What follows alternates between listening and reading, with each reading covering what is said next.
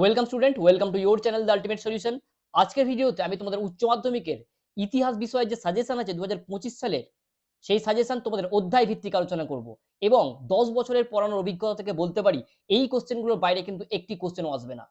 আমার ডান সাইডের স্ক্রিনে তোমরা সমস্ত কোশ্চেনগুলো দেখতে পাবে। তোমরা একটা খাতা এবং পেন নিয়ে নাও এবং সেগুলোকে নোট করে নাও। আর তোমরা যদি মনে করো যে এই পিডিএফটা তোমাদের প্রয়োজন, তাহলে ডেসক্রিপশনে চলে যাও ভিডিওর, সেখানে গিয়ে দেবে একটা টেলিগ্রাম লিঙ্ক দেওয়া আছে, সেই লিঙ্কের মাধ্যমে জয়েন করে যাও দ্য আলটিমেট সলিউশনের টেলিগ্রাম চ্যানেল। সেখানে গিয়ে তুমি সমস্ত কোশ্চেন অ্যান্সার, পিডিএফ এবং সমস্ত কোশ্চেনের অ্যান্সারগুলো কিন্তু পেয়ে যাবে। তো চলে এসো, আজকে আমাদের অধ্যায় ভিত্তিক প্রত্যেকটা চ্যাপ্টার থেকে কোশ্চেন নিয়ে এসেছি। মাত্র 3টে করে কোশ্চেন আছে, খুব বেশি হলে 4টে, তার বেশি কিন্তু কোশ্চেন নেই। এই কোশ্চেনগুলো করলেই কিন্তু তুমি উচ্চ মাধ্যমিকে বাজি মাত করতে পারবে। চলে এসো, ফার্স্ট চ্যাপ্টারের যে কোশ্চেনগুলো তোমার জন্য নিয়ে এসেছি দেখো। প্রথম অধ্যায়ে যে সমস্ত কোশ্চেনগুলো আছে দেখো, এবং আমি কোশ্চেনের ডান সাইডে তোমাদের কোশ্চেনের মার্কসগুলোও দিয়ে দিয়েছি, লক্ষ্য করে নিও।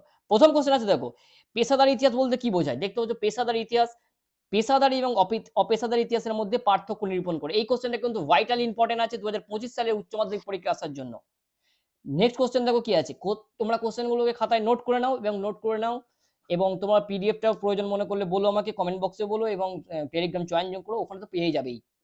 2 নম্বর কোশ্চেন আছে দেখো, পৌরাণিক কাহিনী বা কিংবদন্তি বলতে কি বোঝায়? অর্থাৎ যে মিথ এবং যে লিজেন্ড আছে সেটা বলতে কি বোঝায়? মানুষের অতীত ধারণাকে এরা কিভাবে প্রভাবিত করে, এদের পার্থক্য নিরূপণ করো। এই কোশ্চেনটার মার্কস আছে 2+3+3। এই কোশ্চেনটা কিন্তু তোমাদের ইম্পর্টেন্ট আছে এবারের পরীক্ষার জন্য। নেক্সট যেটা আছে দেখো, জাদুঘর বলতে কি বোঝায়? অতীত পুনর্গঠনে জাদুঘরের ভূমিকা আলোচনা করো। প্রিভিয়াস ইয়ার এসেছিল কিন্তু জাদুঘরের শ্রেণী বিভাগটা এসেছিল, কিন্তু এবারে জাদুঘরের ভূমিকা দিচ্ছি আমি। এই 3টে কোশ্চেন যদি তুমি করো প্রথম অধ্যায় থেকে, অবশ্যই একটা কোশ্চেন কমন পাবে, একদম গ্যারান্টি 100%। নেক্সট চ্যাপ্টারে চলে এসো, দ্বিতীয় অধ্যায় যেটা আসছে আমাদের দেখো, দ্বিতীয় অধ্যায় থেকে যে কোশ্চেনগুলো তোমার জন্য নিয়ে এসেছি একদম বাছাই করো। উপনিবেশবাদ এবং সাম্রাজ্যবাদ প্রসঙ্গে হবসন ও লেনিনের তত্ত্বের মূল্যায়ন করো। এটা সম্পূর্ণটা আসতে পারে বা প্রশ্নটা ঘুরিয়েও এভাবে যেতে পারে যে হবসন এবং লেনিন তত্ত্বের থিসিসের মূল্যায়ন করো, এইভাবে কোশ্চেনটা ঘুরিয়ে দিতে পারে। 8 নম্বর দেওয়া আছে তার জন্য।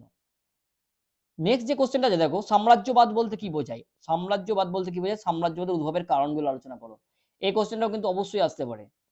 চলে এসো নেক্সট কোশ্চেনে, মার্কেন্টাইল অর্থনীতি বলতে কি বোঝায়? অর্থাৎ অ্যাডাম স্মিথ যে মার্কেন্টাইলবাদের কথা বলেছিল, সেই মার্কেন্টাইল অর্থনীতির কথা এখানে জানতে চাওয়া হয়েছে। তার সঙ্গে সাম্রাজ্যবাদের যে সম্পর্ক, সেই সাম্রাজ্যবাদের সম্পর্ককে এখানে জানতে চাওয়া হয়েছে। এই দুটো অধ্যায় থেকে তিনটে কোশ্চেন যদি তুমি 6টা কোশ্চেন করো, অবশ্যই দুটো কোশ্চেন কমন পাবে। চলে এসো 3 নম্বর অধ্যায়ে। 3 নম্বর অধ্যায়ে দেখো দিয়েছি তোমার জন্য ফার্স্ট যে কোশ্চেনটা আছে, খুব ইম্পর্টেন্ট কোশ্চেন। চীনের বিরুদ্ধে আরোপিত অসম চুক্তি, চীনের বিরুদ্ধে যে অসম চুক্তিগুলো আরোপ করা হয়েছিল, সেই চুক্তিগুলোর এখানে বর্ণনা চাওয়া হয়েছে। নেক্সট আছে দেখো, পলাশির যুদ্ধের কারণ কি ছিল? এ প্রসঙ্গে পলাশি ও বক্সার যুদ্ধের তুলনামূলক আলোচনা করো। অর্থাৎ পলাশির যুদ্ধ এবং বক্সার যুদ্ধের মধ্যে কোনটা বেশি গুরুত্বপূর্ণ, সেটা এখানে জানতে চাওয়া হয়েছে। এবং 3 নম্বর অধ্যায় থেকে যে থার্ড কোশ্চেন দিয়েছি সেটা হচ্ছে, ইস্ট ইন্ডিয়া কোম্পানির বিভিন্ন ভূমি রাজস্ব ব্যবস্থার পরিচয় দাও। আর তার সঙ্গে ভারতের রেলপথ বিস্তারের ফলাফল কি হয়েছিল। অর্থাৎ এই দুটো কোশ্চেনকে যদি তুমি করে নাও, এর বাইরে কিন্তু একটি কোশ্চেনও আসতে পারে না। অবশ্যই এই কোশ্চেনগুলো আসবে, একদম গ্যারান্টেড আসবে, একদম 10 বছরের পড়ানোর অভিজ্ঞতা থেকে বলছি। চলে এসে চতুর্থ অধ্যায়। চতুর্থ অধ্যায় থেকে আমি তোমাদের 3টে কোশ্চেন দিয়েছি। প্রথমে আছে দেখো, সমাজ ও শিক্ষা সংস্কারে রাজা রামমোহন রায়ের অবদান আলোচনা করো। নেক্সট আছে, সৈয়দ আহমেদ খানের আলিগড় আন্দোলনের সংক্ষিপ্ত পরিচয় দাও, এবং তার সঙ্গে চীনের ফোর্থ মে আন্দোলনের কারণ, এই দুটোকে একসঙ্গে করে দিয়েছি আমি। তারপরে 3 নম্বর আছে দেখো, বাংলায় নবজাগরণের প্রকৃতি আলোচনা করো, এর সীমাবদ্ধতা কত দূর ছিল। এই 3টে কোশ্চেন যদি তুমি করো, চতুর্থ অধ্যায় থেকে অবশ্যই একটা কমন পাবে। চলে এসো পঞ্চম অধ্যায়ে। পঞ্চম অধ্যায় আছে আমাদের রাওলাট আইনের পটভূমি, এই আইনের শর্তাবলী এবং ভারতীয়রা এর বিরুদ্ধে কিভাবে প্রতিবাদ জানিয়েছিল, তার বর্ণনা দেওয়া হয়েছে এখানে। 2 নম্বরে আছে দেখো, জালিয়ানওয়ালাবাগ হত্যাকাণ্ড এবং এখানে ভারতীয়দের ভূমিকা কি ছিল, সেই প্রশ্নটা তোমার ডান সাইড স্ক্রিনে সমস্ত দেখতে পাচ্ছ। 3 নম্বরে আছে দেখো, মরলে মিন্টো শাসন সংস্কার আইন, এর বৈশিষ্ট্য এবং এর গুরুত্ব সম্পর্কে জানতে চাওয়া হয়েছে। আর 4 নম্বরে আছে মন্টেগু চেমসফোর্ড শাসন সংস্কার। এই দুটো আইনের মধ্যে মরলে মিন্টো এবং মন্টেগু চেমসফোর্ড, এই দুটোর মধ্যে কিন্তু একটা অবশ্যই আসবে। আর রাওলাট আইন আর জালিয়ানওয়ালাবাগের মধ্যে যে কোনো একটা আসবে। অর্থাৎ এই অধ্যায় থেকে তুমি দুটো কোশ্চেন কিন্তু কমন পাবে, যে কোনো একটা তোমায় লিখতে হবে। চলে এসো ষষ্ঠ অধ্যায়ে। ষষ্ঠ অধ্যায় থেকে মাত্র দুটো কোশ্চেন দিয়েছি। এই কোশ্চেনটা অবশ্যই আসবে এবছর। ভারতের মুক্তি আন্দোলনে নেতাজি সুভাষচন্দ্র বসুর অবদান আলোচনা করো। এই কোশ্চেনটা কিন্তু অবশ্যই এবারে পরীক্ষায় আসবে, একদম 100% গ্যারান্টি। 100% গ্যারান্টি। এই কোশ্চেনটা অবশ্যই এবারে আসবে। চলে এসো নেক্সট কোশ্চেনে। 1942 সালে ভারত ছাড়ো আন্দোলন সম্পর্কে একটি নিবন্ধ রচনা করো। অর্থাৎ 42-এ ভারত ছাড়ো আন্দোলনের পটভূমি, আন্দোলন এবং আন্দোলনের পরবর্তী ক্ষেত্রে যে পুলিশি সক্রিয়তা বা ব্রিটিশ সরকারের যে দমন নীতি, সেই দমন নীতিটাকে এখানে জানতে চাওয়া হয়েছে। দুটো কোশ্চেন মাত্র ষষ্ঠ অধ্যায় থেকে। চলে এসো সপ্তম অধ্যায়ে। সপ্তম অধ্যায়ে যে কোশ্চেনটা আছে দেখো ফার্স্ট, ট্রুম্যান নীতি ও মার্শাল পরিকল্পনা সংক্ষিপ্ত পরিচয় দাও। অবশ্যই আসার চান্স আছে এবারে। ট্রুম্যান নীতি ও মার্শাল পরিকল্পনা। 2 নম্বরে আছে সুয়েজ সংকট, তার ফলাফল, এবং 3 নম্বরে আছে জোট নিরপেক্ষ নীতি, জওহরলাল নেহরুর ভূমিকা কি ছিল, এবং এতে জওহরলাল নেহরুর ভূমিকা কি ছিল। এই তিনটে কোশ্চেন যদি তুমি করো অবশ্যই এর মধ্যে থেকে একটা কি দুটো অবশ্যই কমন পেয়ে যাবে। লাস্ট অধ্যায় আজকে লাস্ট অধ্যায়ে দেখো কি কি আছে কোশ্চেনে। ফার্স্ট আছে দেখো প্রথম 3টি পঞ্চবার্ষিকী পরিকল্পনার লক্ষ্য ও গুরুত্ব আলোচনা করো।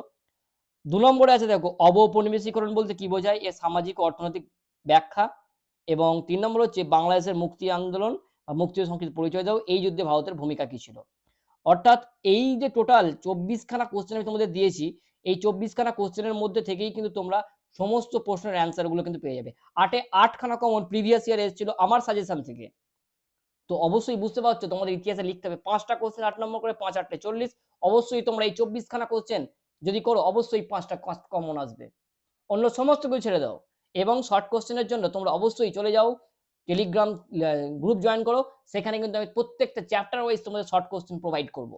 তো অবশ্যই বলবো তোমাদের এখানে দ্য আল্টিমেট সলিউশন চ্যানেলটিকে সাবস্ক্রাইব করে নাও, এবং অবশ্যই টেলিগ্রাম চ্যানেলে গিয়ে টেলিগ্রাম চ্যানেল জয়েন করো। সকলে ভালো থেকো। আশা করি ভিডিওটি তোমাদের কাছে হেল্পফুল হবে, এবং বিভিন্ন বিষয়ের বিভিন্ন সাবজেক্টের সাজেশনগুলো তোমরা কিন্তু এইভাবেই পেয়ে যাবে এই চ্যানেলে। এছাড়াও এই চ্যানেলে বিভিন্ন রকম মোটিভেশন ভিডিও এবং বিভিন্ন কোর্সের ভিডিও কিন্তু দেওয়া হয়ে থাকে। তাই তোমাকে বলবো অবশ্যই চ্যানেলটা সাবস্ক্রাইব করে নাও এবং পাশের বেল আইকনটিকে ভালো করে বাজিয়ে নাও। ভালো থেকো, সুস্থ থেকো, এবং অনেক পড়াশোনা করো, কারণ এইচএসে আমাদের 400+ পেতেই হবে।